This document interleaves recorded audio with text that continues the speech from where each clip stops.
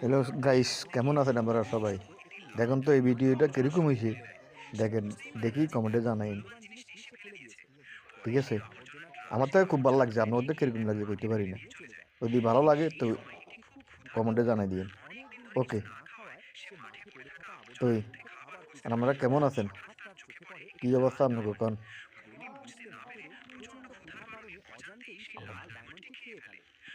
এত এই যে দেখেন ভিডিওটা কি করতেছে মহিলাটা, আমার তো খুব ভালো লাগে, কিন্তু ভিডিওটা দেখতে খুব ভালো লাগে।